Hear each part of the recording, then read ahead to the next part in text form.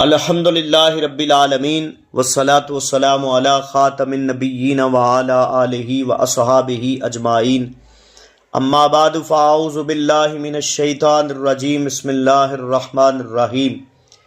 سامعین و ناظرین حضرات، ہم وہ احادیث پڑھ رہے تھے جن میں نبی رحمت صلی اللہ علیہ وسلم نے مختلف اعمال پر جنت کی بشارت دی ہے۔ 29 احادیث ہم پڑھ چکے ہیں جو 8 بیانات میں اپلوڈ ہو چکی ہیں، اور ہم نے 40 احادیث اس موضوع پر پوری کرنی ہیں۔ آج کچھ اور احادیث ہم پڑھتے ہیں۔ اللہ تعالیٰ کی بارگاہ میں دعا ہے کہ اللہ تعالیٰ ہمیں عمل کی توفیق عطا فرمائے۔ نبی کریم صلی اللہ تعالیٰ علیہ وسلم پر درود پاک بھیجنے والا جنت میں جائے گا۔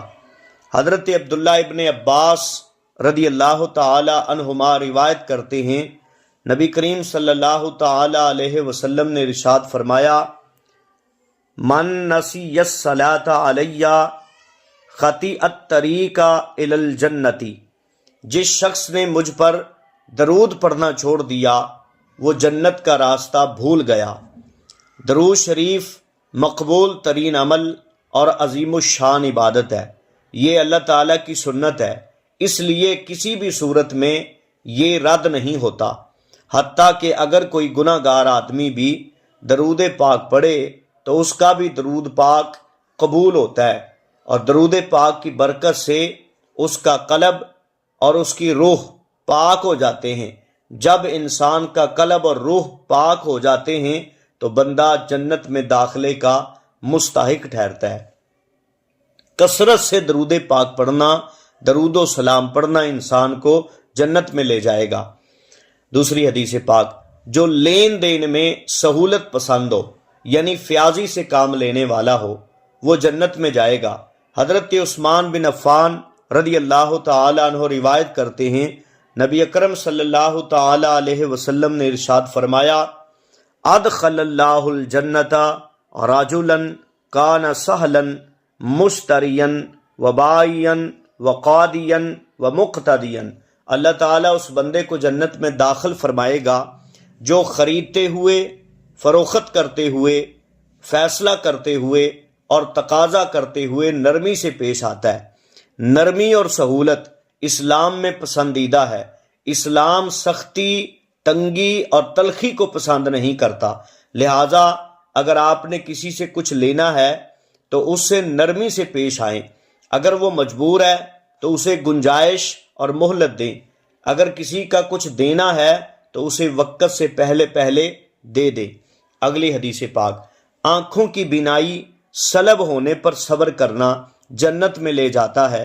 حضرت انس رضی اللہ تعالیٰ عنہ کہتے ہیں کہ میں نے نبی اکرم صلی اللہ تعالی علیہ وسلم سے سنا، آپ فرما رہے تھے کہ اللہ تبارک و تعالی ارشاد فرماتا ہے، اذب تلیت عبدی بحبیبتیہ فصبر عوضتہ منہم الجنت یرید عینیہ، جب میں اپنے کسی بندے کو اس کے 2 پیارے اعضاء یعنی آنکھوں کے ذریعے آزماتا ہوں اور وہ اس پر صبر کرتا ہے تو میں اس کے بدلے اسے جنت دوں گا۔ نبی اکرم صلی اللہ تعالی علیہ وسلم نے اس سے 2 آنکھیں مراد لی ہیں۔ آنکھ اللہ رب العالمین کا بہت بڑا انعام ہے اور عطیہ ہے۔ آنکھوں ہی سے ساری دنیا روشن ہوتی ہے۔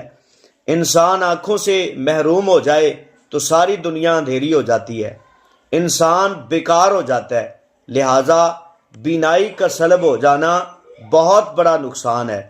اس نقصان پر صبر کرنا عظیم عمل ہے، اور اس کے بدلے اللہ تبارک و تعالی نے جنت کا وعدہ فرمایا ہے۔ دوسری حدیث پاک، باپ کی فرما برداری کرنے والا جنت میں جائے گا۔ حضرت ابو درداء رضی اللہ تعالیٰ عنہ روایت کرتے ہیں، نبی اکرم صلی اللہ تعالی علیہ وسلم نے ارشاد فرمایا، الوالد اوسط ابواب الجنہ، حضور نے فرمایا باپ جنت کا سب سے بہترین دروازہ ہے۔ اب تم اس دروازے کو ضائع کر دو یا اس کی حفاظت کر لو۔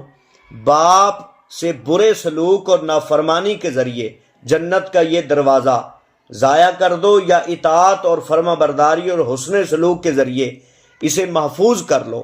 باپ اللہ تعالیٰ کی عظیم نعمت ہے، اس کی قدر کرو۔ تمہاری طرف سے ملنے والے دکھوں کی وجہ سے والد کے آنسو نہ گریں، ورنہ اللہ تعالیٰ تمہیں جہنم میں گرا دے گا۔ اگلی حدیث پاک، خوف خدا اور حسن اخلاق جنت میں لے جائے گا۔ حضرت ابو ہریرہ رضی اللہ تعالیٰ عنہ روایت کرتے ہیں کہ نبی اکرم صلی اللہ تعالیٰ علیہ وسلم نے ارشاد فرمایا، حضور سے کسی نے یہ پوچھا کہ کون سا ایسا عمل ہے کہ جو لوگوں کو سب سے زیادہ جنت میں لے جائے گا؟ حضور نے اس پر ارشاد فرمایا، تقوی اللہ و حسن الخلق، اللہ تعالیٰ کا ڈر اور اچھا اخلاق۔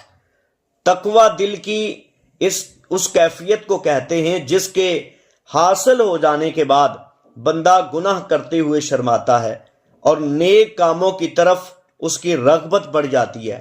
تقوی اللہ تعالیٰ کو پسند ہے۔